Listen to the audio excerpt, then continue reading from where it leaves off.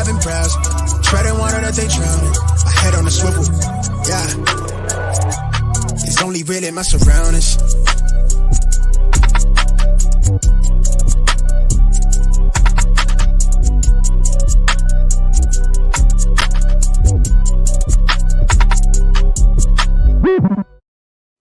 Hello and welcome to episode 105 of the Smash Accept podcast. I'm your host, Michael Royer. You can find me on Twitter at Dynasty_DadFF.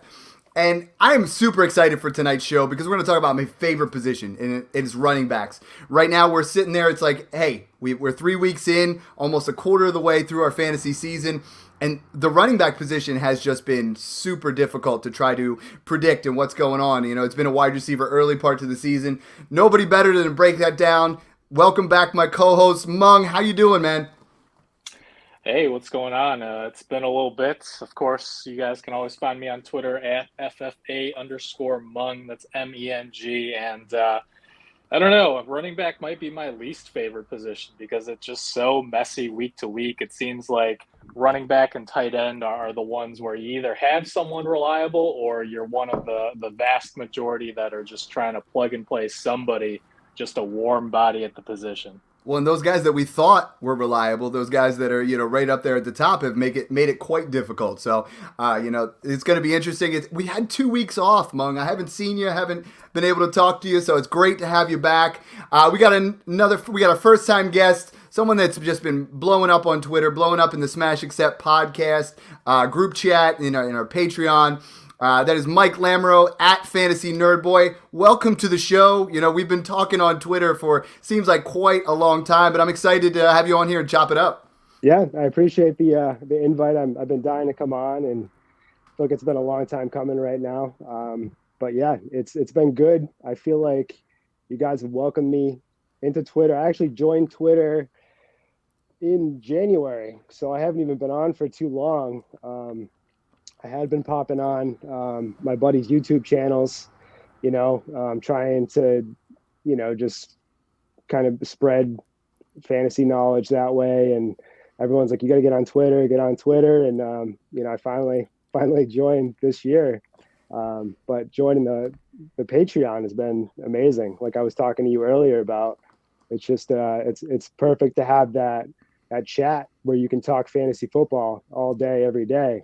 And nobody's going to judge you for it. So, see, I've been telling all the listeners that it's like, yo, your friends are tired of hearing about your team, your girlfriend, your wife, your kids. Nobody wants to hear about your fantasy team. But in the Smash Accept Patreon, we just want to break down trades. We want to have fun.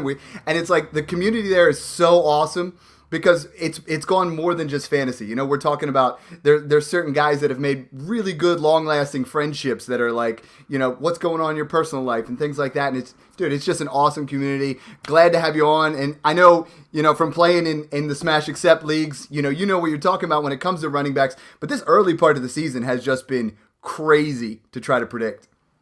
For sure. Yeah, I mean, all the earlier running backs, ADP-wise, have – I think as a whole, disappointed a lot of managers out there. There's people that, are not living up to their ADP or they're injured. And it's a difficult landscape to try to navigate for sure. Yeah, and I mean, there's only two guys when you're talking redraft that were even going in the first 2 rounds that are in the top 8. And, we argued it all off season, who's going to ascend and who's going to be in this spot and who's your win now running backs and all these different things. But right now, if you look at the top 8 producers in a standard PPR right now, number 1 is depending on how you play, is Saquon Barkley. Number 2 is Nick Chubb, James Robinson, Clyde Edwards-Helaire, Cordarrelle Patterson, DeAndre Swift, Jamal Williams, and Khalil Herbert. Just like we predicted, right? I mean, these are the guys that, there was... Mung was big time on Saquon. I was big on Swift. We've talked a lot about, how to handcuff with Jamal Williams and Khalil Herbert. But, Mung, I think the biggest take right off the bat, and I got to applaud you. You were ahead of the curve. Saquon Barkley through 3 weeks. I mean, he's first in yards created, 5th in breakaway run rate, 10th in true yards per carry, 3rd in target share. I mean, the king is back. Like, he is right up there in that conversation with the top 3. Jonathan Taylor, Javonte Williams, Saquon Barkley is now almost firmly seems like right in that 2 to 3 range. And, Mung, we were talking about it all off season. You were big on him. You got to love what you see so far. Yeah, I was, I have my fair share of misses, of course. No one is perfect, but I definitely was very high on Saquon Barkley heading into the season, basically because all the trusted, PTs and fantasy doctors out there on Twitter, all of them were, they were concurring when they said that his prior injuries should not be a concern heading into 2022. And then we had the confirmation from Brian Dable that he was going to get their best weapons involved. And those two factors really kind of just meshed perfectly for this resurgence that we're seeing. And honestly, my advice to anyone who did not go out and acquire Barkley this offseason is don't do it now. You're going to be paying a huge premium. And, the window to buy is probably a bit too late at this point. Absolutely. And then we talk about this all the time, and I'm really trying to hammer this home on Twitter. But the value of insulated trades. I mean, we predicted these guys. We told you who was going to break out. And Saquon Barkley was one of those guys in the offseason. I traded DeAndre Swift for Saquon in the 107, which ended up being Jameson Williams, which is almost like the perfect trade for Mung. Like Mung, I sent you that one. And it was like, but that's how you win, right? And now we get into a situation like you hit it perfectly, because I was afraid you were going to say go out there and buy Saquon, and you can't right now. His value, if you pull up Dynasty Trade Calculator, it's JT 1, Javonte 2, and Saquon's 3, and his value is almost even with Javonte Williams, where if we were looking at this preseason, he was more in that 8, 9, 10 range. Now, trying to buy him is just foolish, trying to overpay and get that right now. I think the tricky part is, what are you going to have to pay if you go out there and get him? I mean, for those listeners who want to pick up a share of Saquon Barkley, we may not advocate it, but there are people still want to know. I mean, Mike, what kind of value are you trying, if you're trying to acquire him, what kind of deal are you trying to make? I mean, that's the difficult part right here, right? I mean, because we're trying to ideally maybe scale back from Jonathan Taylor to Saquon, maybe slight tier off from Javonte Williams, but it's a very tricky slope trying to navigate how to acquire Saquon Barkley now and not overpay. Yeah, for sure. I like Monk said, I wouldn't recommend going for it right now. His value is probably at that Javonte level where you're looking at, I wouldn't say multiple firsts. I'm not going to go there, but I'm gonna say probably a high first plus. I don't know. You're looking at a pretty decent plus on top of that currently, because I don't even think we're seeing what Barkley is gonna be this year, because he's looking at being the.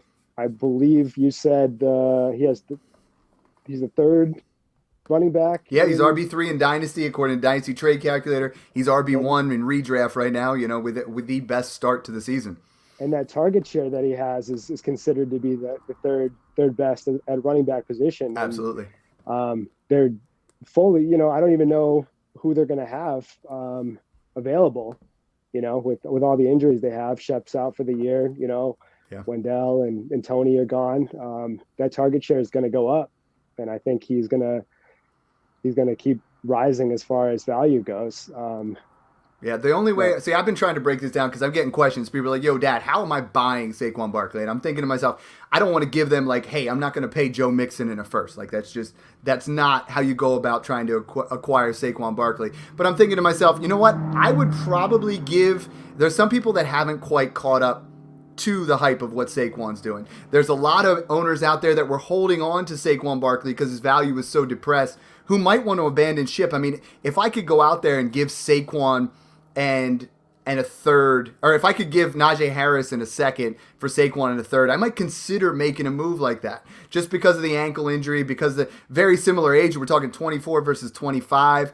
Another guy I've tried to move off of Austin Eckler all off season. And, you were in one of the Smash Leagues where I got Mike Evans and a 23 first for it. I feel like Eckler's another move where you could just move, Eckler in a second and try to get Saquon and just feel a little bit safer, a little bit younger, a little bit more explosiveness. But, I mean, it's a tricky situation, and I have a lot of people saying, should I give 223 firsts, and I think right now, I mean, aside from Jonathan Taylor, I'm not comfortable giving 223 firsts for any running back, Mung. I mean, I feel like 2 just feels, if they're mid, that's fine, and I feel like it's very difficult to get 223 firsts for any player. I mean, in Smash 1, I just gave up Drake London for 223 firsts. One of them yours, Mung, and you know I'm always rooting for you, but I won't be this year. But, one of those is yours. Are any running backs other than Jonathan Taylor worth 223 firsts to you, given we're just calling them straight random? I think this goes back to more overarching strategy than a specific player takes. So I would say no as of right now because it's only been 3 weeks, right? And for 2 reasons. One, we still cannot confidently project for the most part. I mean, there are some teams out there that are, pretty awful on paper that you're confident are going to be top 3, top 5 pick, whatever. But in general, a lot has yet to happen, right? A lot of leagues have 5 or 6 teams that are all 2-1 or 1-2. So it's really tough to project where those firsts are going to land.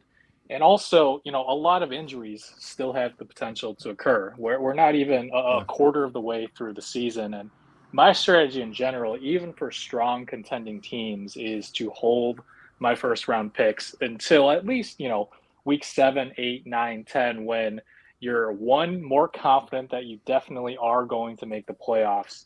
And 2, there's just a smaller window for those injuries to occur where you can still hold on to that capital and your roster is just more flexible for it. And that's a great point. What I really want to bring up there, and I'm doing this in all my leagues, and I know I kind of give you the blueprint and kind of overshare here sometimes, but I'm looking at those 2-1 teams, right? And they're starting to get a false sense of hope of like looking for those 2-1 teams that have low points possible or lowest, they've pulled out some W's because there's nothing more exciting when teams are starting to win where they're like, I'm gonna make it to the playoffs in week 3, and they start being willing to make those 23 first trades. And those 23 firsts could turn out to be something special. So, guys, I implore you to make some of those moves where you look at a guy and you try to, anticipate that team might have a false sense of hope into that situation. Mike, I'm looking at the top 10, top 12 dynasty running backs, and I love looking at Dynasty Trade Calculator. I think they do a great job over there. But they've reshuffled it really quickly. They're the September. You got Jonathan Taylor 1, Javonte 2, Saquon 3, Christian McCaffrey 4, DeAndre Swift 5, Breece Hall 6, Najee all the way down to 7. Nick Chubb has moved up to 8, Eckler 9, Mixon 10, Dobbins 11, and Dalvin Cook. Who's the biggest surprise out of that? Like out of that group, who seems like they don't quite belong in that area and is just like the biggest glaring spot where we might want to try to move back? I mean, I don't know how Dobbins is there currently. I love him as a prospect. Don't get me wrong. I don't see him. Yeah, I mean, if someone comes to you today, that's the name. They're offering Dalvin Cook, Kenneth Walker, Alvin Kamara, Derrick Henry plus. There's equal risk there. The J.K. Dobbins situation could be big, but him being top 12, and I know Mung's going to agree wholeheartedly with that, seems like a bit of a stretch in there. Let's talk about how we're transitioning if we're going to sell Saquon Barkley then. I mean, we're in a spot where I'm in leagues with Jacob Sanderson, and he said he's 95th percentile on anti-old running backs. If you have Saquon Barkley on a viable contender in Dynasty, it's at least an idea to start thinking sell high. I mean, the last 2 years, I was not actively buying as much as Mung was because those last 2 years really scared me off because I'm thinking, you know what? He's had 2 years in a row where it's been down production and injuries. If we get another injury here, Saquon Barkley's value is going to dip hard. He's going to be 26 next year. He's going to be in the same situation as a lot of these other running backs where you look at, Joe Mixon turned 26, Nick Chubb, Dalvin Cook, those guys, he's going to be getting up there in age. Who are some guys that, you want to transition back from? You want to insulate a little bit. And how would you go about doing that? We'll start with you, Mike. Like, you and I have been talking a bunch backstage because we're on to some of the same guys. But who are you transitioning back, and what kind of moves are you trying to make right now? Yeah, I'm looking at probably Javonte and Breece, specifically Breece, when transitioning from Barkley or Najee. Those, I think, people kind of know what they have with Breece right now. I think it was a little easier to do this move week 1 or week 2 even. But I think Barkley on a competing team, you could probably send that over to Breece and Probably put a 2 on Brees and a 3 on Barkley. I Yep. think that's doable. And that's what I tried doing today. I tried doing it on all my teams that have Saquon. I was like, I'm going to at least kick the tires and get that 2-3. I originally started with a 1-2 flip, thinking, hey, let's see if we can pair this up, and maybe somebody gets a little excited about being 2-1 and wants to trade that pick. And I know, Bean Doggy's definitely gonna hit the smash decline button now that I'm talking about it on air. But I think Brees Hall, we've had 3 straight weeks where this past week he was the RB12, and he's really starting to blossom, and I'm super excited because I feel like it's a Jonathan Taylor type rookie situation. When he takes over, we're going to see potential league winning capabilities. Mung, how are you transitioning with Saquon back? Is there a guy you're trying to buy? Are you waiting for people to come to you because of the hype? I mean, talk to me a little bit about how you'd be handling this situation. Well, long story short, I'm not. If I'm contending, I'm perfectly happy holding Barkley. He's only 25 years old. I don't know. Maybe it's just the 2 seasons that were kind of lost to injury that people think he's older. But Barkley's still a young, explosive athlete, one of the best athletes at running back in the league. And honestly, even if you're trading down to Brees Hall plus or another running back plus, I think that's a giant tier down in terms of the workhorse capability that Barkley gives you on a contending roster. Because as talented as Hall is, like you said, we're probably not expecting him to become or see a workhorse, workload until next year at the earliest, and that's even a maybe. Well, and I think with that, I mean, you're right on. If you're contending, you're sticking with Saquon. If you're middling or you're not quite there and you keep building, I mean, the amount of risk for a 21-year-old Brees Hall versus a 25-year-old Saquon Barkley who has an injury history. I put the poll out there. Who do you guys want? Saquon is 32%, Brees is 30%, Javonte Williams is 33%. So I think there's an argument to be made which direction you want to go. I mean, Hackett seems to be really holding Javonte Williams back a little bit, but I think if you are contending, it's Saquon. But I feel like if you're not there, if you're middle of the pack and you can truly assess your team, the risk value definitely drops off considerably. Because even if look at Brees Hall gets hurt this year, he's not going to drop past round 3 next year. Saquon gets hurt this year, I think he drops all the ways down to round 5, round 6 if we have something serious. Sure, but I'll say this too, right? I mean, again, for the same reason that I'm not looking to buy Barkley because his value has increased, I'm also still not looking to sell him just yet because I think his value is still on the rise. People aren't fully believing after 3 weeks. And after, a few more middling performances from guys that you just mentioned, like Javonte Williams, Brees Hall, are we expecting for them to have consistent monster games over the next few weeks? Because assuming that they are continuing to be in those committee backfields on offenses that don't look great right now, I think you're only going to be able to get more on top of those guys if you are selling Barkley in, let's say, week 6 or 7 versus right this minute. No, I like that. I mean, I think ultimately, and Mike, I'm going to kick it over to you here. I mean, I don't think there's a scenario where the tier of Jonathan Taylor comes down far enough where it's like Saquon moves himself up into there just based off of the past history. But I feel like Javonte, Saquon, McCaffrey, Swift, Hall are starting to form kind of a really solid second tier there where you can move around and accumulate some value based on who you like. Yeah, for sure. I mean, I'm with Monk. I wouldn't sell Barkley on a competing team at all. But like you said, if you're middle of the road, and I am with you that I think this is a JT situation for Brees, and I think his value is going to increase dramatically, as the season goes on. So if you do have the opportunity to get a plus on top of Brees for a Barkley or a Najee, I'm definitely doing that right now, because I can see the shift happening already, where Brees is already starting to get favored in that backfield, and he's starting to see a higher target share. He's starting to see more carries, and I can just see that kind of it's happening. I don't know. Yeah, and that target share is huge. I mean, you look at the top 5 running backs who are seeing 6+ targets. There's only 5 in the NFL.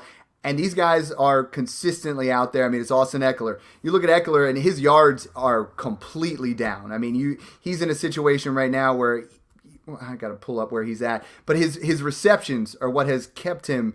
He's still an RB1. I mean, he's been a back-end RB1. But you look at where he's at as far as what kind of production he's putting up, it's nowhere close to what he was in years past. But because of all the receptions, he's right there. And I think the other guys on that list we're looking at is Breece Hall is averaging 7 targets per game. And that's fantastic as a rookie with what he's been able to do with them. Javante's averaging 7, Joe Mixon 6.6, and the ever, slop time favorite J.D. McKissick is averaging 6.3. And I mean, Mung, we talk about it all the time. If you want to be an RB1, and Saquon's going to be right in that list, and Christian McCaffrey's going to be in that list by the time it's all said and done, and probably Kamara. But if you're going to be an RB1, you're going to have to get 4 to 6 targets week in and week out, and these guys are doing it. Yeah, I mean, really, the receiving usage is what we want, and I mean, look at the Giants right now. Sad news to hear about Sterling Shepard, who tore his ACL. Rooting for him to come back. Kenny Galladay looks like just absolute dust. Wan'Dale Robinson, Kadarius Toney, both struggling with injuries and maybe some off-field stuff with Toney too. We're not exactly sure. And I want Toney to be a thing. Yeah, and I mean, really, this is an offense that, like Taylor last year, is going to run through Barkley. And that's why I think, again, we've kind of driven this point home a lot over the last few minutes, but I don't think he's reached that peak value. Similar to Cordero Patterson right now, 3 weeks in, people just aren't fully buying in yet, right? But give it another 3-4 weeks, and if they continue to produce, then you're really going to be able to maximize that value if you wait to sell. I like it. The other thing I've been looking at a lot lately, and Jacobs Gibbs put that out, that's at JA Gibbs _23, running back explosive rush. So that's yards, 10-plus yard rate leaders. So Khalil Herbert, 27% of his carries have been over 10 yards. Swift and Jones, 22%. Breece Hall's at 19%. As you mentioned, Cordero Patterson, Tony Pollard. Mike, I know you love Pollard. Both those guys at 18+. I mean, these are the guys that are hitting home runs. And I think the guy that we got to talk about, and we've talked enough about Swift, enough about Hall, the guy we got to talk about right now who's super hot is Khalil Herbert. I mean, if you guys listen to the podcast for the last few months, Khalil Herbert's someone that I have advocated to be a stash everywhere because when he has started, he has put up numbers. I mean, he has filled in admirably, and I think we're going to see it again here. I mean, you look at Khalil Herbert has had 30-plus snaps in NFL games 5 times. He's gone 18 for 75, 19 for 97 and a touchdown, 18 for 100, 23 for 72, and most recently 20 for 157 and 2. And he's almost seems like a flashier version of what David Montgomery was. And I think, I love David Montgomery, but I think Khalil Herbert has worked himself into a situation where, we talk about running backs all the time. There's those running backs who are the RB2s on their team, the Hunts, the Pollards, the Dillons that have standalone value, and they can put themselves into a situation where if someone gets hurt, they have league-winning potential versus you have those other guys that are handcuffs like the Madisons and Rashad White and guys like that where it's going to require an injury.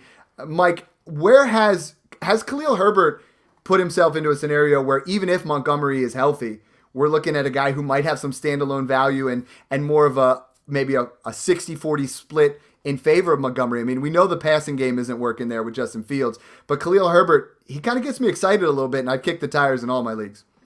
Yeah. I bought him up a little earlier in the season. I was trying to grab him before this happened, but I think his performance without Monty is what's going to dictate what kind of standalone value he's going to have moving forward. Mm-hmm. Because I think if he does what he's been doing without him, there's going to be they're going to have a difficult time not playing him and, not giving him the snaps that, he's deserving of.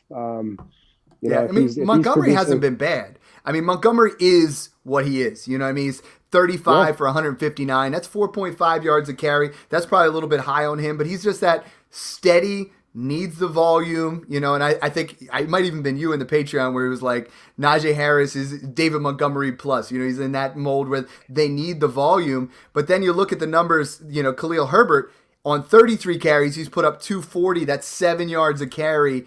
and he has the explosiveness. I mean, he had a 52-yard carry where, David Montgomery doesn't always break those long ones. His long for the year is 28. We definitely set up a situation here where at least I feel like 65-35, 60-40, he's not going away. And if he has a strong showing this week, I think that's a scenario where I think if you have Montgomery, you could buy him for a late second. And I think that's a fair value because I can see a scenario where he really eats into that. We wanted to talk a little bit about handcuffs in general. I mean, there is a lot of we've talked about. We're going to keep Hunt, Pollard, and Dillon off because they're not handcuffs. But a guy like Alexander Mattison, he comes in for Dalvin Cook. Comes in, he scores a touchdown right away. I think Michael Carter's starting to be more of that like standalone value, but a guy that if Breece Hall were to go down, Carter gets an uptick. Rashad White is a guy that I'm really, really big on. I love the talent. I feel like if and when Leonard Fournette gets down, he's going to have that opportunity. Then there's so many guys here, in that tier below. Those three guys are the next guys that I think, if they get out there, can be RB1s and RB2s. Mung, who are some of those handcuffs that you're targeting, and how do you go about doing that? I mean, a lot of listeners are like, listen, I can't buy Khalil Herbert in this particular trade. I can't buy Alexander Mattison, and the time to buy a handcuff is never when you need them. It's before it actually happens. Yeah, and you just literally took the words out of my mouth, right? And we compare Dynasty to like the stock market quite often, and just like the stock market, timing is pretty much everything. And right now is the absolute worst time to try and buy guys like Alexander Mattison and Khalil Herbert and Jamal Williams. Worst time to buy, best time to sell. If you're on those teams, and I did it, and you guys know, I mean, you guys play in multiple leagues with me where I'm retooling, rebuilding, or punting. Those guys go on that trade block right away, and it's like, let's see who that highest bidder is. Let's kick especially Jamal Williams. I think Khalil Herbert is 23 years old. He's got a lot of upside. Jamal Williams is just fun, but I think he's going to put up RB2 numbers, and it sounds like Swift's out till possibly week 6, and then they have their bye. And I think he's going to put up a couple numbers there where you can cash out here now and maybe give up a fourth and Jamal Williams and get a second-round pick because people just want to win. Right, and it's very situationally dependent, right? Obviously, if you're contending and you do need the production, maybe you just have to suck it up and pay a bit of a premium to get those guys, to get that production over the next couple of weeks. I will say, though, I think Jamal Williams might actually be worth buying a little high on if you are contending, because we saw that even prior to the Swift injury, he was getting a lot of that goal line and red zone work. So he has touchdown upside week in and week out, even once Swift returns. But if you're not contending, if you're just rebuilding it and looking to buy an upside running back like a Khalil Herbert, right? If David Montgomery moves on from Chicago after this season, then just hold off, right? Because it sounds like Montgomery's injury is not that serious. He might miss this week, but it doesn't sound like a long-term concern. So maybe wait 2-3 weeks, hope Montgomery is coming back, and then you can get Herbert for back to close to the value that he was commanding before this last weekend, right? Because right now, everyone has it fresh in their mind, his monster performance against an absolutely terrible Texans team, right? This is not the kind of production we expect from Herbert, even, when Montgomery is out, because this Bears offense in general just hasn't been super efficient. But, going back to your question of maybe some low-key running backs to buy before their values spike, like these guys, guys who are just absolutely forgotten about, right? Samaje Perine, nobody wants him. You can probably get him for a third right now.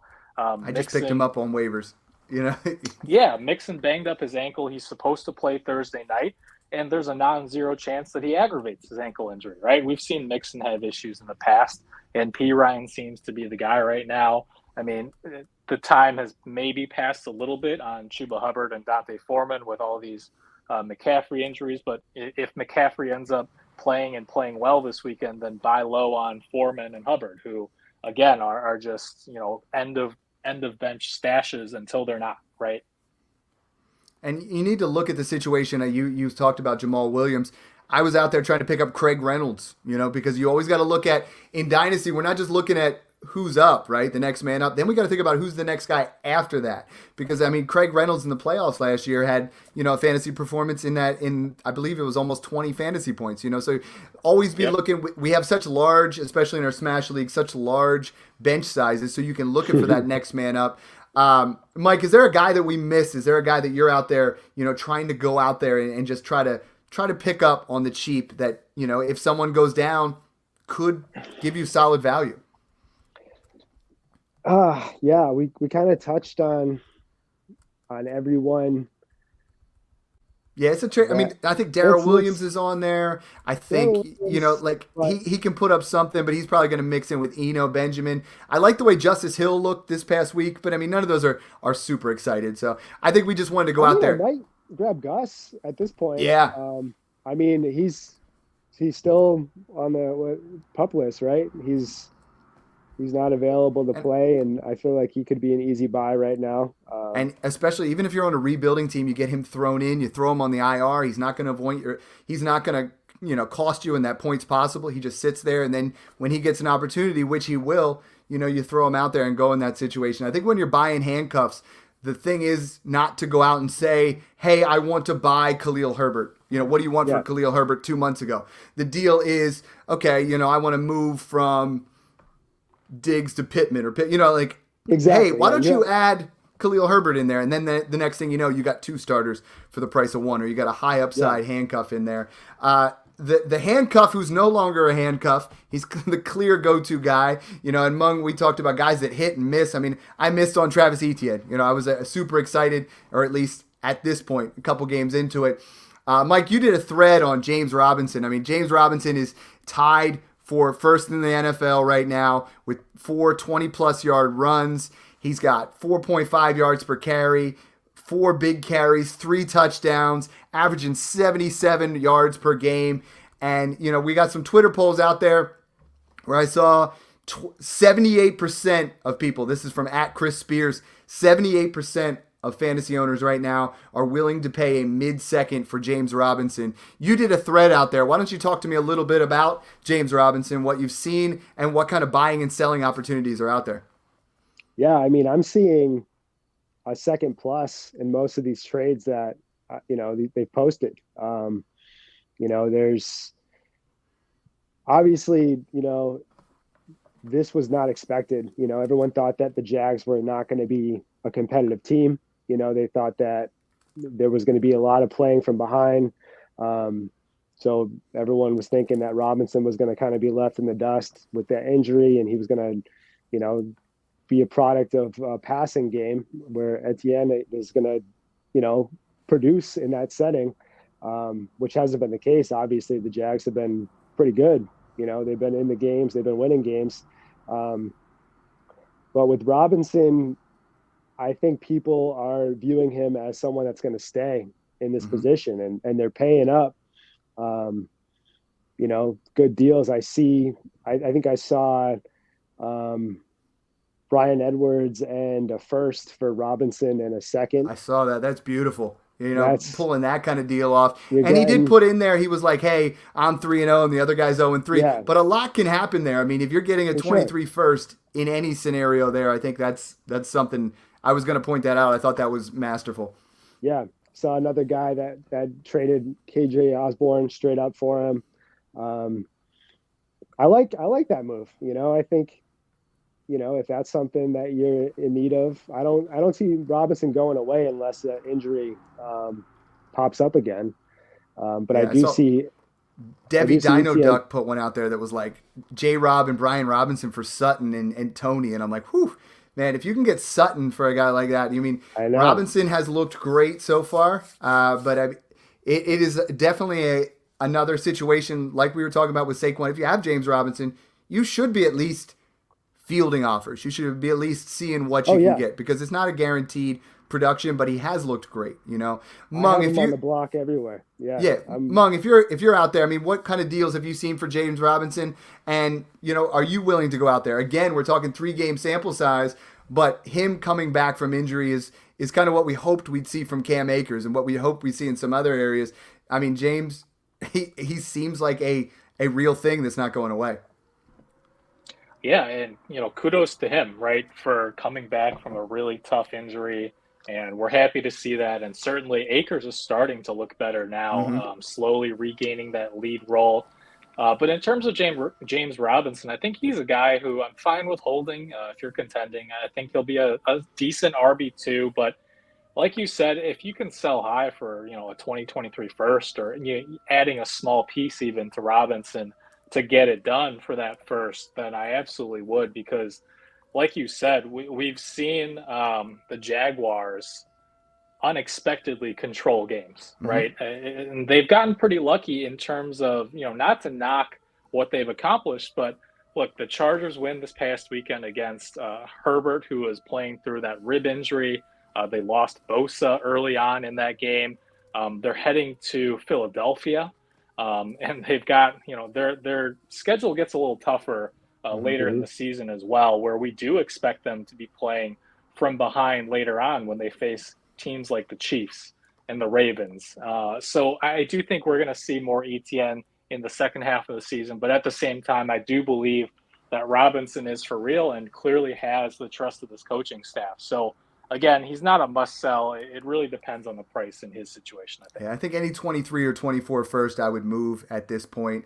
For sure. But I mean, I think a lot of the allure of ATN was negative game script, right? They're going to be behind. And if you look at some things, don't go selling ETN on the cheap. I've had some people be like, should I trade ETN for Robinson? I'm like, no. Like the upside and the value is still on the ETN side, but Robinson's closing that door a little bit. We look at avoided tackle rate among 42 qualified running backs.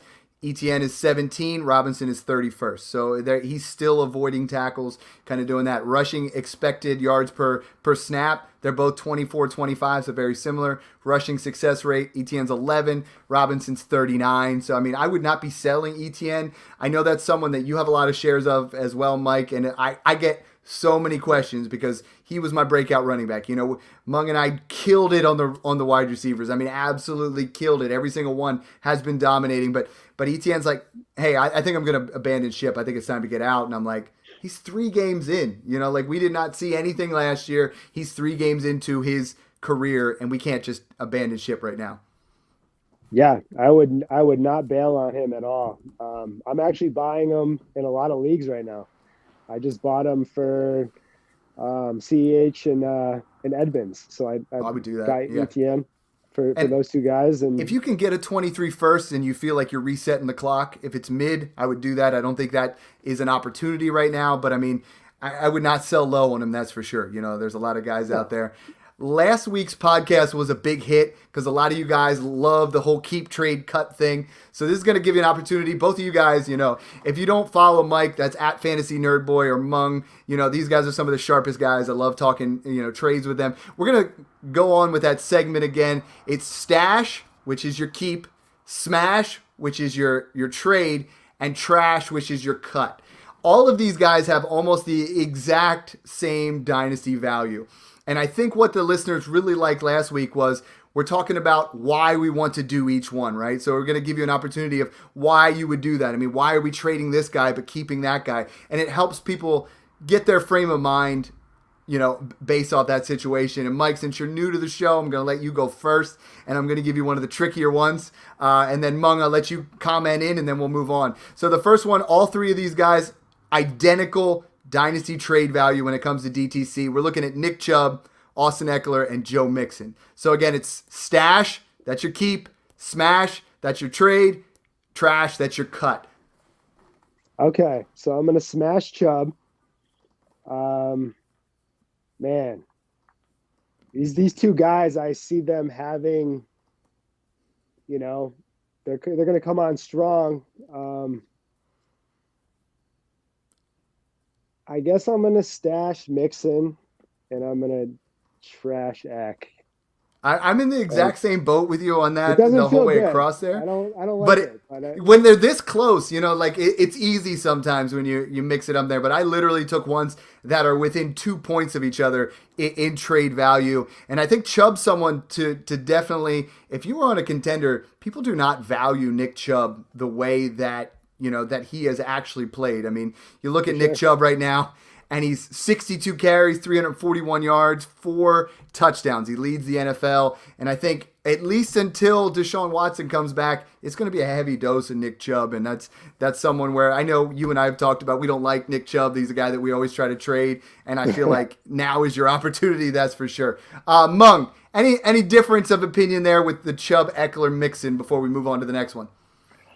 Yeah, I'll say I'll stash Chubb because I do think that even if they pass more once Watson comes back, the offense is going to be more efficient overall. So I'm going to hold on to Chubb. Mixon hasn't been great, so I would I wouldn't sell right now because you're not going to get much for him, but I would actually try to smash Eckler and sell high on him because I think this Chargers offense is going to struggle. We've been on that train for a while. I think the name of the podcast might actually be after Mike. It's Smashing Chubb. Let's move on to the next one. And this one very similar. So you're in a win now team, and I have a lot of teams with all 3 of these guys, Mung, and they're not your guys. I mean, they are not your guys, not guys you love. But this is going to be difficult for you. We're going to stash, smash, or trash Dalvin Cook, Derrick Henry, and Alvin Kamara. I will stash Cook because I think better days are coming for that Vikings offense. Thank you. I will smash Henry because he did okay the last game, and he off of, I think it was like 5 or 6 receptions, which is an outlier for him. And I would try to sell high on that. I don't know that he's going to be that involved in the passing game just because of that one game sample. And then I would, what's the last one? Stash, smash, and Trash. I would trash. Who was it? Alvin Kamara. Yeah, Kamara. This Winston just chucks it, right? And Kamara's not going to get those checkdowns like he did from Breeze. Just wait till Andy Dalton takes over. Now, Mike, same question, but here's the biggest thing, right? I have been trying to float Derrick Henry and trying to get a 23 first. I got a couple leagues where I'm like right on the fringe. Would you pay a 23 first for any of these 3? And then are you in agreement with how he evaluated that? I might pay up for Cook. I'm in agreement that Cook he's going to come on. I don't have any doubts about that. I do think that Kamara is going to, I like him. I'm buying him right now. I'm not buying Henry though. He's not catching passes like that, moving forward. And, until Tannehill gets in sync with those receivers, I don't think that run game is gonna be moving whatsoever. So they got to really figure things out over there. But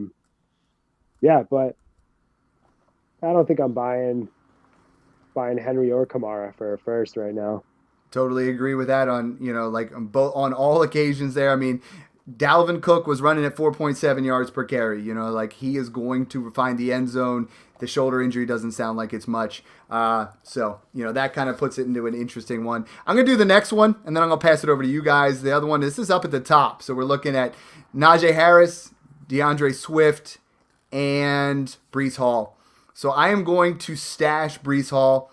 Hashtag buy Breece. He's been my guy. I'm super excited to see what he can do once he gets the keys here. The other 2 guys are difficult, right? Because Swift's going to be out for a couple of weeks, and Harris has really dropped off some trade value. So, I think I'm still going to try to trade. I think I'm going to try to trade Harris because I think he has a little bit more there and cut Swift, but I would never obviously cut any of these guys. This is a tough situation because all 3 of these guys are right in line. I feel like if you can get anything on top of, Harris and Swift, whichever way you prefer it, you take whichever side gets you on top. Mike, we'll go with you here. Who are you keeping in this group? Because I feel like this is one of the more difficult ones. It's going to have a lot to do with what direction, but these are some of the younger running backs in the league. So, sorry, it was Najee, Breece Hall, and DeAndre Swift. And Swift, okay. I'm going to sell Najee. I'm keeping Breece, and I am going to – Swift has caused me a lot of pain in the last couple of years. I love him, I love when he's on the field, but he just can't play through anything right now. Yeah. And he's kind of getting that, that's kind of becoming what he is. He just doesn't play through anything, and maybe maybe it is always serious, but he's always in and out, in and out. Well, it's that track record. I mean, he's at the value where you could say where Saquon Barkley was after 1 year of injury, right? And then Saquon had that second injury and his value just dove off.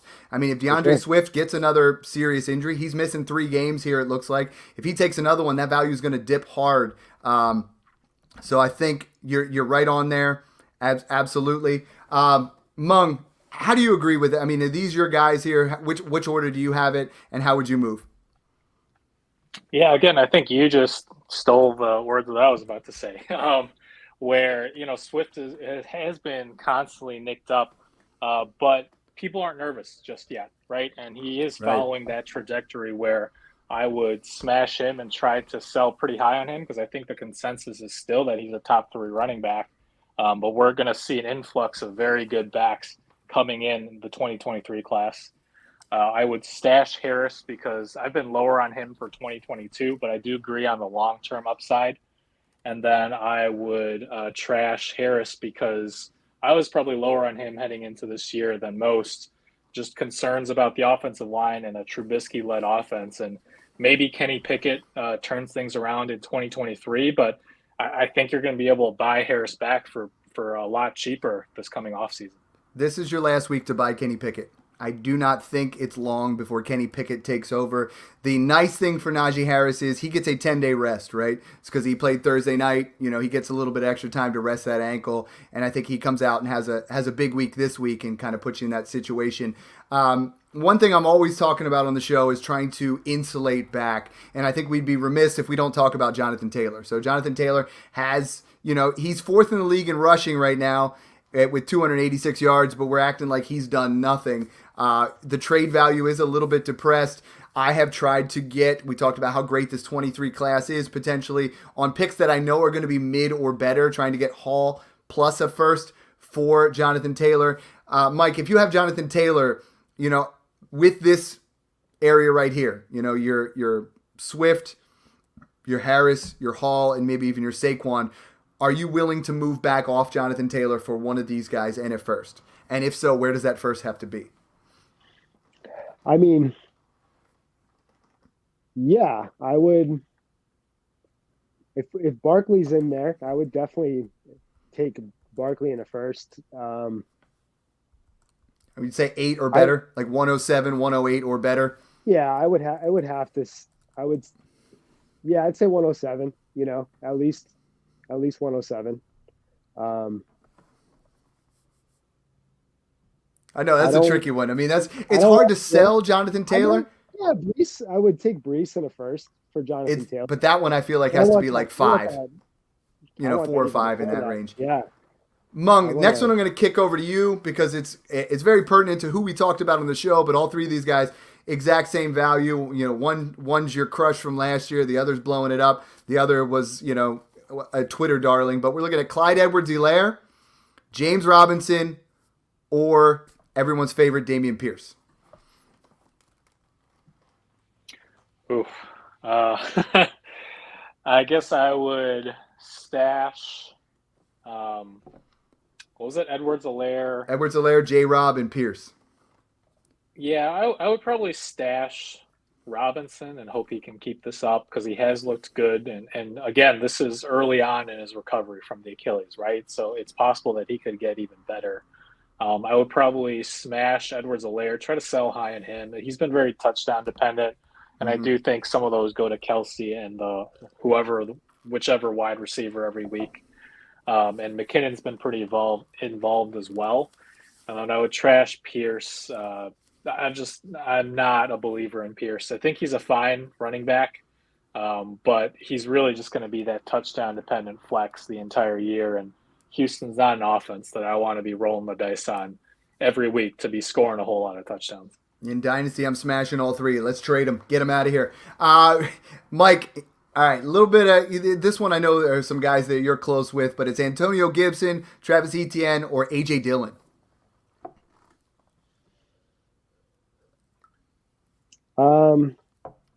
Yeah, I'm selling Gibson now.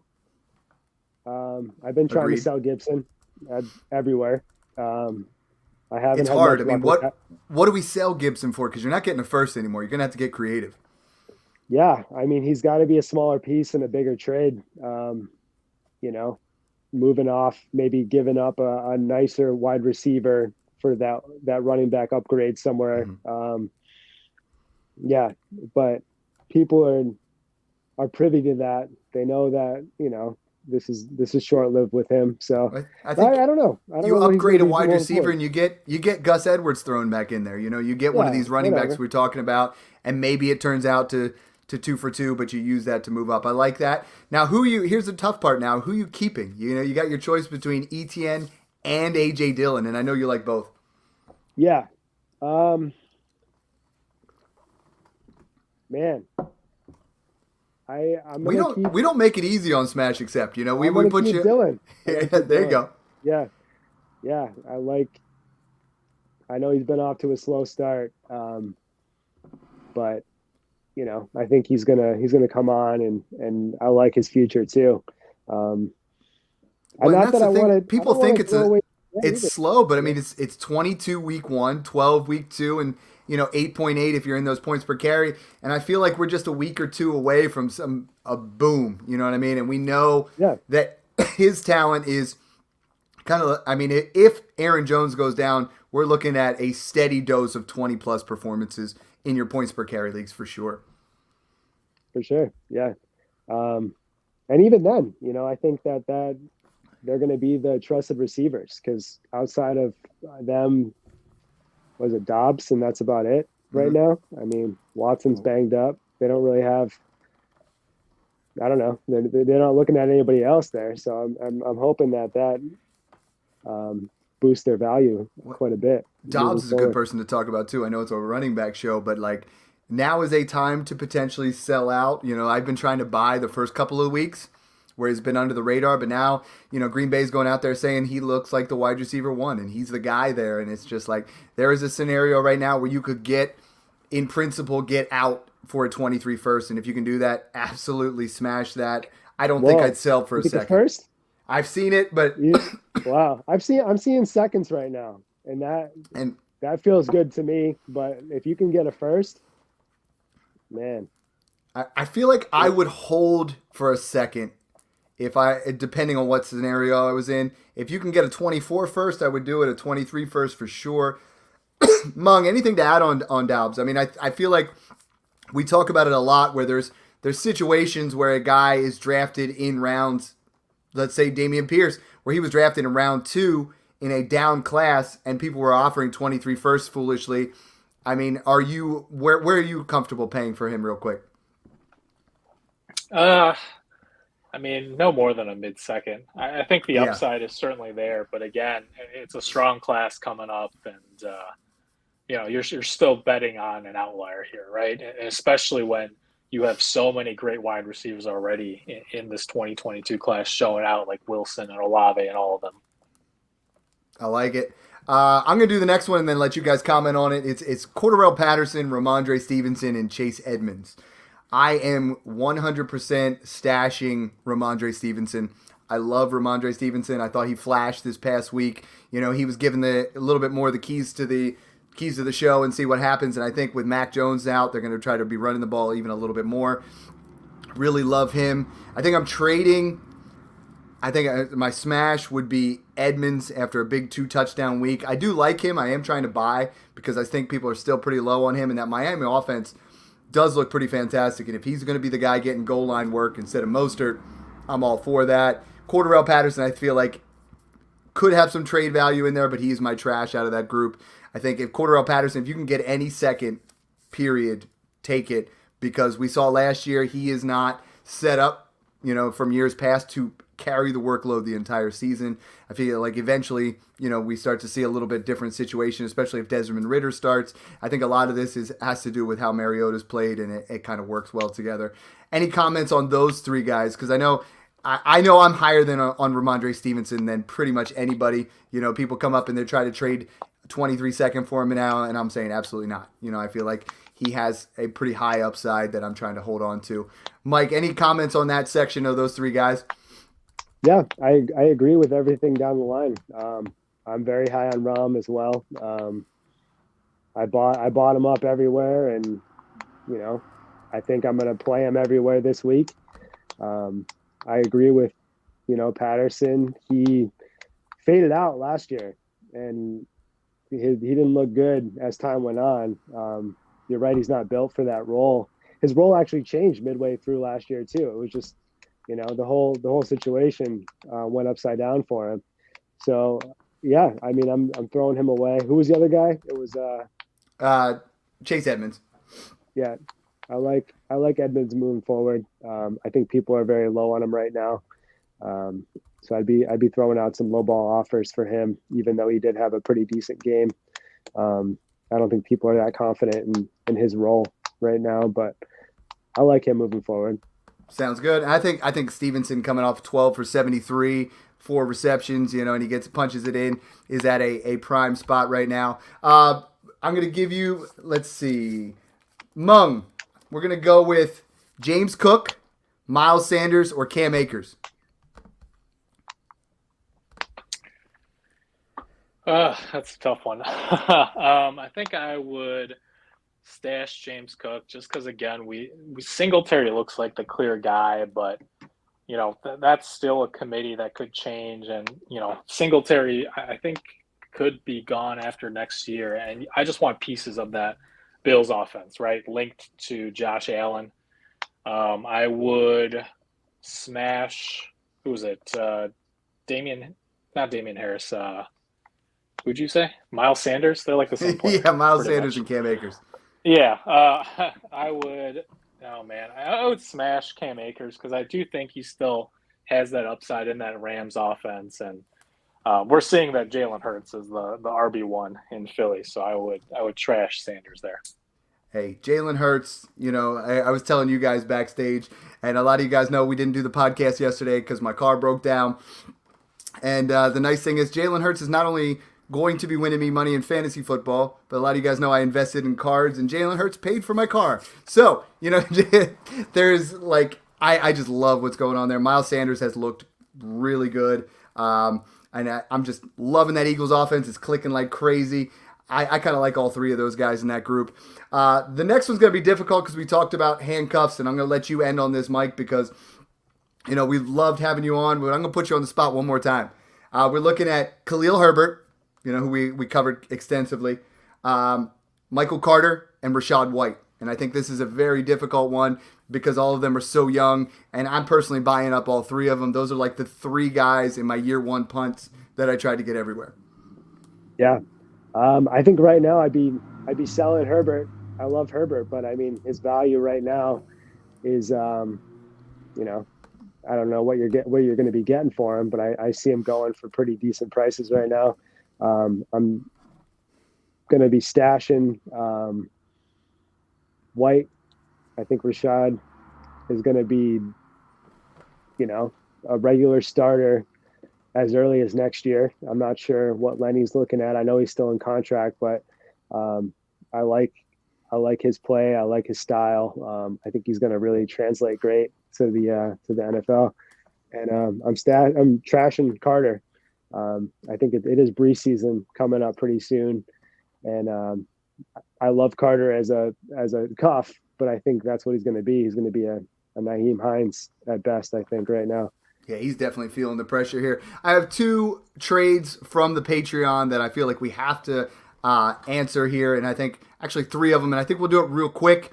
But, again, another shout out to the Patreon. These guys are fantastic. Love talking to these guys all the time, just kicking out trades. V Pizzle, that's Vince, our boy there. He had a 12-team. He's been listening to the Buy Brees nonstop. In a 12-team one quarterback, he got Brees Hall and Jahan Dotson for Antonio Gibson and Devonta Smith. Dude, that is a smash, except because you potentially upgraded big time at running back and didn't fall off too much there. Guys, any scenario there where we just talked about this, right? We were talking about trying to move off Antonio Gibson. I feel like, Mike, this is a absolute smash, except Twitter agreed. Oh, absolutely. That's a free Dotson. Yeah. He is. That's a package that I would do If I just got Brees for those two guys, I would be happy. I would be extremely happy with that. So, and I think in the Patreon we both said that like simultaneously. We're both like, oh, free Dotson, I love it. Mung, the next one I'm gonna throw to you is from Austin Ezel, also new to the Patreon. Hopefully I pronounced that right. We're looking at a 12-team super flex. He put veteran heavy squad. Was looking for similar production while getting some youth. It looks like he sent Darren Waller, Ezekiel Elliott, and Zamir White for Dalvin Cook, Freiermuth, and Khalil Herbert. Give me that one more time.